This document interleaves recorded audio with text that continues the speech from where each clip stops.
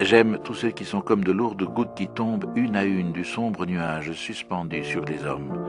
Elles annoncent l'éclair qui vient et disparaissent en visionnaire. Voici, je suis un visionnaire de la foudre, une lourde goutte qui tombe de la nue, mais cette foudre s'appelle le surhumain. Quand Zarathustra eut dit ces mots, il considéra de nouveau le peuple et se tut.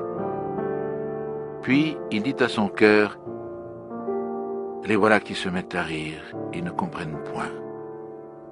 Je ne suis pas la bouche qu'il faut à ces oreilles. Faut-il d'abord leur briser les oreilles afin qu'ils apprennent à entendre avec les yeux? Faut-il faire du tapage comme les cymbales et les prédicateurs de carême? Ou n'ont-ils foi que dans les bègues? Ils ont quelque chose dont ils sont fiers. Comment nomment-ils donc ce dont ils sont fiers? Ils le nomment civilisation, c'est ce qui les distingue des chevriers.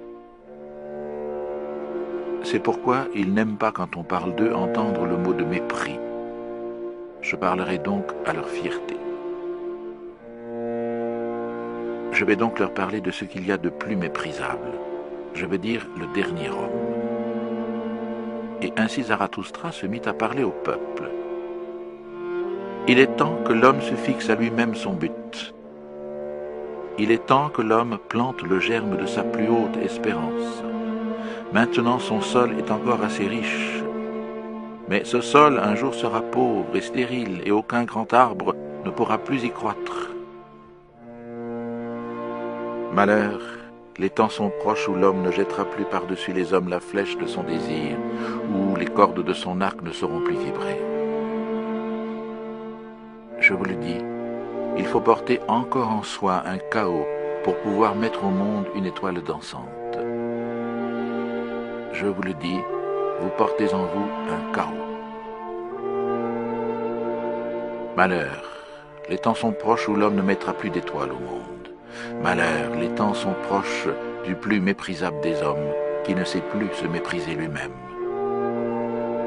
Voici, je vous montre le dernier homme.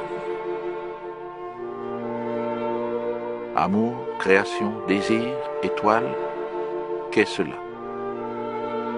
Ainsi demande le dernier homme et il cligne de l'œil. La terre sera alors devenue plus petite et sur elle sautillera le dernier homme qui rapetisse tout.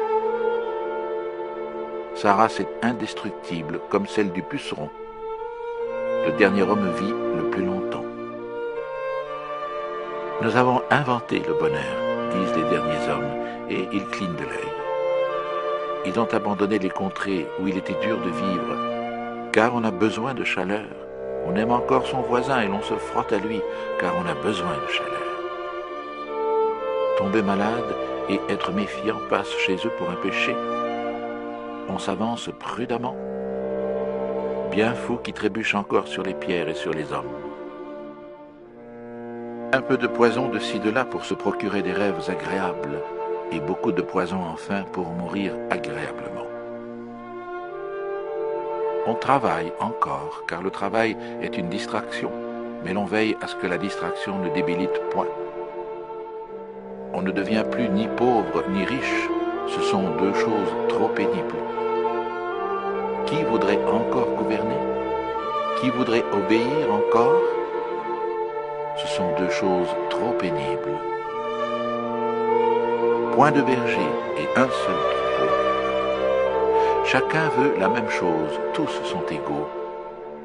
Qui a d'autres sentiments va de son plein gré dans la maison des fous. Autrefois tout le monde était fou, disent ceux qui sont les plus fins, et ils clignent de l'œil. On est prudent et l'on sait tout ce qui est arrivé. C'est ainsi que l'on peut railler sans fin. On se dispute encore, mais on se réconcilie bientôt, car on ne veut pas se gâter l'estomac. On a son petit plaisir pour le jour et son petit plaisir pour la nuit, mais on respecte la santé. Nous avons inventé le bonheur, disent les derniers hommes, et ils clignent de l'œil. Ici finit le premier discours de Zarathustra, celui que l'on appelle aussi le prologue, car en cet endroit il fut interrompu par les cris et la joie de la foule. « Donne-nous ce dernier homme, ô Zarathustra, s'écriait-il, rends-nous semblables à ces derniers hommes. Nous te tiendrons quitte du surhumain. » Et tout le peuple jubilait et claquait de la langue. Zarathustra cependant devint triste et dit à son cœur, « Ils ne me comprennent pas, je ne suis pas la bouche qu'il faut à ces oreilles. Trop longtemps sans doute j'ai vécu dans les montagnes, j'ai trop écouté les ruisseaux et les arbres, je leur parle maintenant comme à des chevriers.